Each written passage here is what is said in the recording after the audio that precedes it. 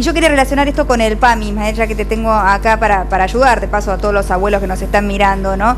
¿Qué pasa con el PAMI? ¿Qué pasa con los medicamentos? Recién hablábamos de la inflación y cómo ha afectado los medicamentos. O sea, ¿con qué cuentan y con qué no hoy? ¿Y cuánto puede modificarse esa situación? ¿Cuánto puede mejorar para ellos? Bueno, hoy el PAMI tiene un servicio... ¿Cómo? Perdón. No, ahora te escucho. Mirta, me contesta Ismael y... No, digo, sí. Hay un deterioro pero muy evidente. El deterioro del PAMI es muy evidente. Se han suprimido servicios esenciales. Hay una situación de indefensión muy fuerte. Inclusive se ha dado otro hecho que tiene que ver con el Ministerio de Desarrollo Social, con esta caída o esta baja que se le ha dado a gente con discapacidad. Llamado Profe, ¿no? Y a pesar de que ha habido fallos de la justicia, inclusive de la Cámara de la Seguridad Social, ordenando restituir esas pensiones para los discapacitados, se le ha dado de baja. Y es muy probable que tenga que tomar la Cámara ahora medidas directamente contra los funcionarios por no estar cumpliendo una resolución judicial que ordena restituir esas pensiones, y si hubiese alguna irregularidad, eso dice la norma, se le tiene que comunicar al beneficiario actual y él tiene que hacer su descargo, pero no se le puede dar de baja primero y después analizo la situación. Primero usted mantiene el beneficio, analiza la situación, le dice usted no tiene la invalidez que dice tener, entonces ya se hará una junta médica, y hasta que no haya un pronunciamiento que revea la situación de discapacidad, eso no se altera. Bueno, ayer justamente me comuniqué con el juzgado y me dicen que todavía no están cumpliendo con la resolución, le vienen dando largas al asunto, y es muy probable que los abogados ahora directamente planteen alguna penalidad por incumplimiento en la ejecución de la sentencia. Entonces, esto pasa también, ojo, en el sistema previsional.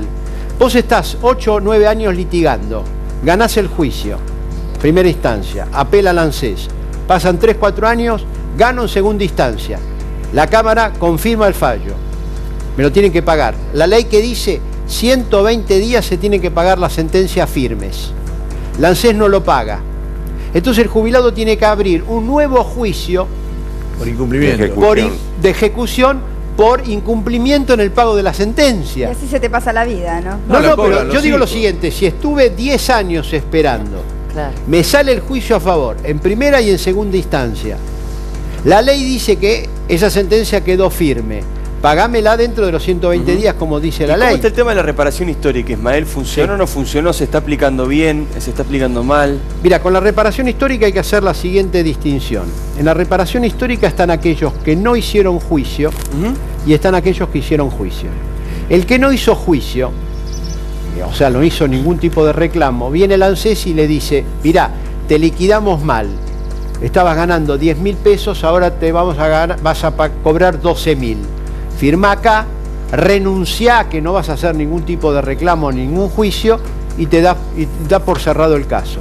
Evidentemente, la mayor parte que no hizo juicio dice: bueno, no perdés nada. Algo es algo. Algo es algo, etc. Ahora, aquel que hizo juicio, que lo hizo en base a los índices existentes al momento que hizo el juicio, ANSES lo llama y le dice: escúchame, te doy 150.000 pesos y cerramos el juicio. Va el jubilado y dice: pero ¿sabe qué? De acuerdo a la sentencia que yo tengo, me corresponde 600.000. Entonces dice: si vos querés cobrar, firmame acá que renunciás al cobro de la sentencia. Lo están extorsionando, porque él pleiteó durante tanto tiempo, ganó en primera instancia, ganó en segunda instancia, su sentencia está firme o va a ser firme porque ya tiene sentencia de primera instancia, y termina, digamos, están especulando con que, te digo, me escriben muchos al correo del diario, jubilados que me dicen: mire, tengo 82 años, el abogado, de acuerdo a la sentencia, me dice que me corresponde 600.000 pesos, la ANSES me ofrece 100.000, ¿qué hago? Mirá qué disyuntiva, ¿qué le puedo decir? Con esa edad. Es increíble. Entonces también es una extorsión especulando con la expectativa de vida de la persona. Es como un retiro voluntario. Es una crueldad. ¿Cómo? Es como un retiro voluntario. No, porque en el retiro voluntario, al revés, quizás hasta te dan más que la propia indemnización porque como quieren que te vayas, quizás te tiran algo más. Acá no, son descuentos del 70%. Y el jubilado tiene que decir que retira el juicio, se da por satisfecho, y cierra totalmente. Pero hay una problemática nueva. Entonces, digo, para responderla a Diego, no se puede establecer una pauta general, hay que ver cada caso. ¿Sí? ¿Hiciste juicio o no hiciste juicio? Pero en algunos casos empezaron a pagar la diferencia que corresponde, pensando que automáticamente iban a renunciar algunos jubilados a hacerlo, y no lo hicieron, y no están pagando algo de más y no está firmado. Entonces el Estado tiene que empezó a pagar de más, pero los abogados le dicen, usted no firme nada.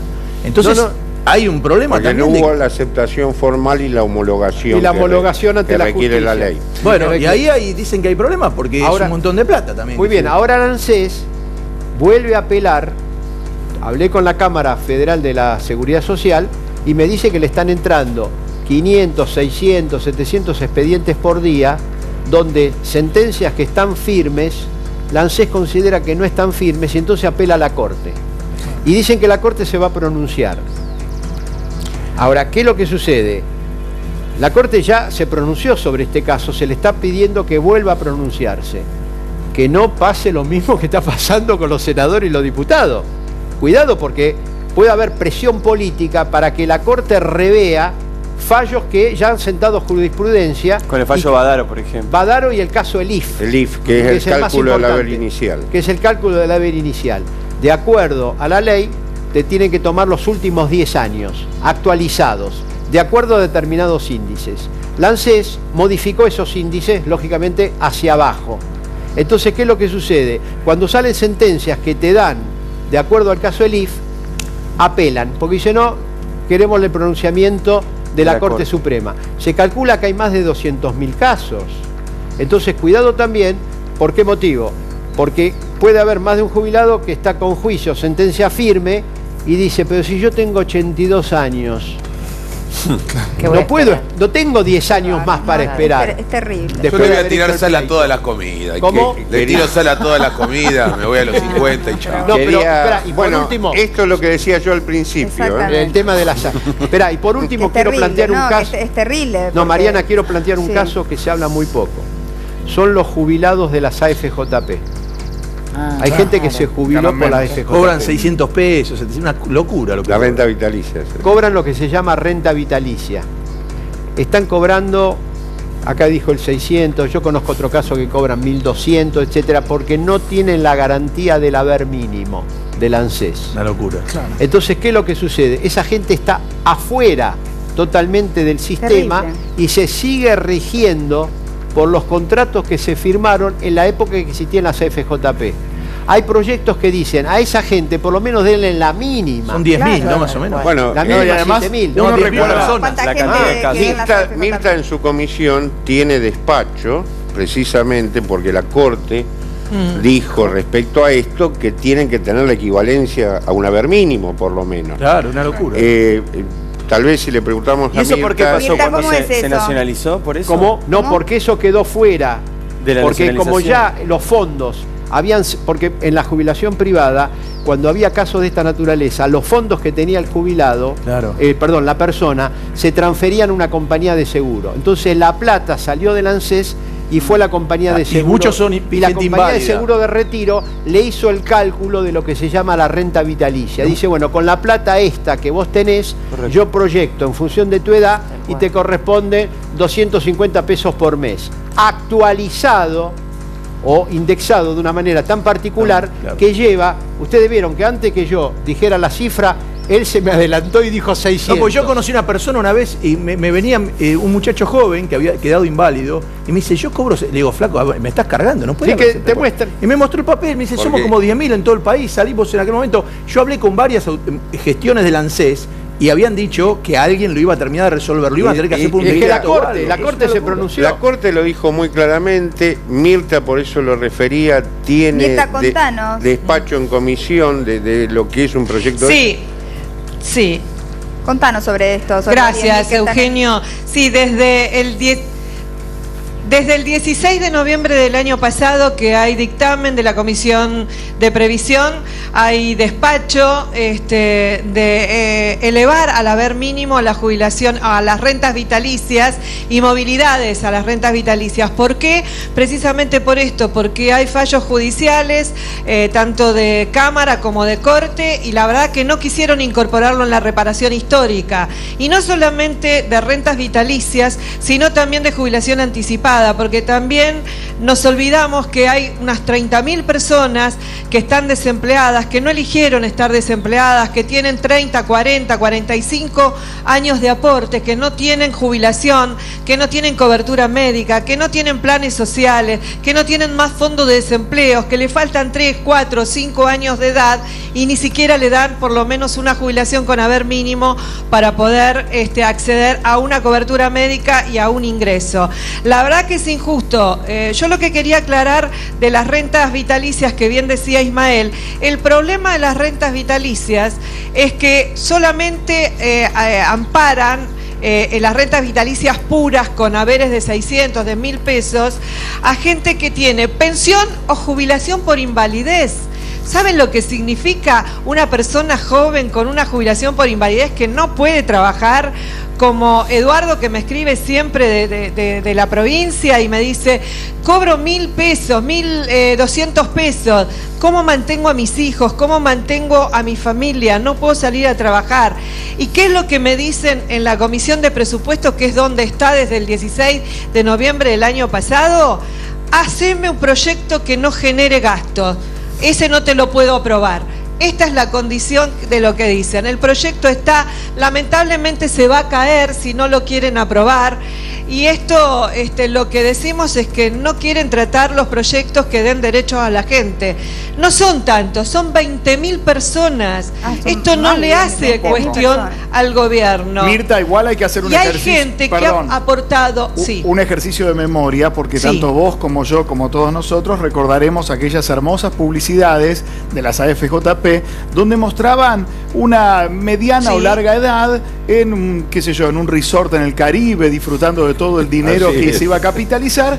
Y luego de que pasó ese avasallamiento de los derechos, nos enteramos que las comisiones de esas hermosas compañías eran de más de un 20%. Lo digo hoy porque también hay proyectos para que vuelvan a entrar estas financieras. Pero vino Vudú y nos salvó.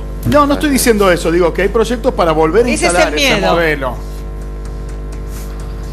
Sí, los bancos, pero el proyecto está dentro de la reforma integral. 35% de comisión, salvo que vos estés de acuerdo en que queden jubilados con 600 pesos. Es un superhéroe, Vudú es un superhéroe. No estoy diciendo eso. Igual. No entiendo para dónde va, Martín. Igualmente yo quiero decir... Ojo que lo contrario de una estupidez puede ser igualmente otra quiero decir... ¿Sabes qué dan ganas? ¿De qué dan ganas? Me mata. Me dan ganas de llamarla goma, no sé, no quiero decir, la verdad. Este bloque me mató, me fulminó. ¿Por qué? Porque te abrimos los ojos, al revés, al revés, tenés que salir contento porque tenías una venda en los ojos y nosotros hemos esclarecido con Mirta y con Eugenio, te hemos sacado la venda de los ojos, ahora podés ver la realidad tal cual es y no vivir en una nube. No quiero utilizar la expresión. No, tengo hijos chicos, me harta este país. Te digo la verdad. Bueno, pero me parece que hay que darle perdón. Pero digo lo siguiente. Nosotros estamos haciendo este diagnóstico para que cambie la situación. Porque si seguimos con los ojos vendados, nunca va a cambiar la situación. Ismael, además, valoro tu discurso, valoro el de Mirta, valoro el de Eugenio. Y también recuerdo hoy a Norma Pla, que más allá de que haya logrado poco o mucho en su momento, cada miércoles aunaba a 300 jubilados que en silencio veíamos todos cuando pasábamos por el Congreso. Digo, en todas las épocas en este país, lamentablemente, ya lo contaba Esperando la carroza, la película de Gasalla, el jubilado es obviamente avasallado. ¿Por qué? Porque vivimos una sociedad productivista, ¿sí? Donde el que produce vive bien y el que no produce es denigrado o maltratado. No, porque hay muchos y la mayoría de los que producen viven mal. Y por eso tenemos... Bueno, ahora peor.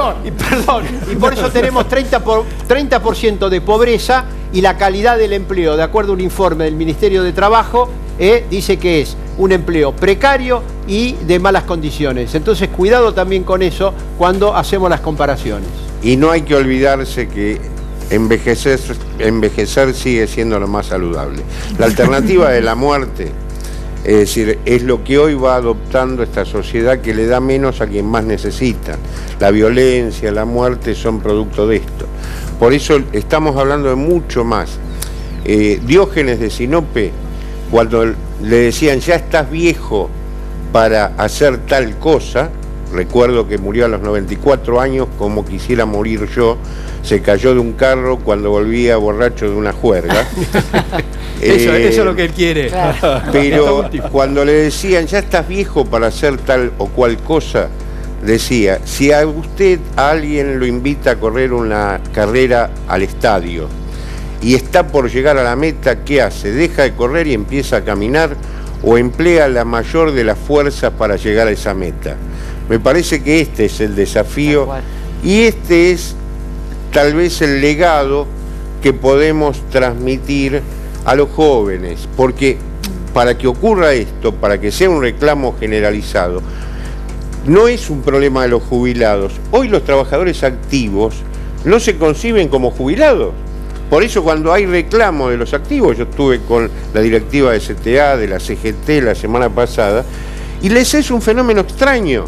Es decir, el jubilado pasa a ser un elemento distinto a lo que fue durante toda su vida. Un trabajador, alguien que dio su vida para construir nuestra sociedad, en un momento dado, cuando todavía la biología le permite vivir en felicidad, termina su vida y tiene que abdicar de lo que fue. No hay que dejarse llevar por esto. Me gustó tu ejemplo, vamos a finalizar este tema con esto. Te agradezco mucho, Mirta, que estuviste todo este tiempo en el móvil con nosotros. Le hemos dedicado más de 1 hora y media a este tema que me parece súper importante, ha despertado el interés, por supuesto, de la audiencia, y son nuestros abuelos, ¿no? Son nuestros mayores, como decíamos antes, todo nuestro respeto, y hay que batallar y hay que luchar por sus derechos y su dignidad. Así que muchísimas gracias, Ismael Bermúdez, por haberte prestado a venir aquí, todo este tiempo que nos brindaste, también a Eugenio Semino y también a Mirta Tunis allí en el móvil. Gracias, Mirta, te mando un beso grande.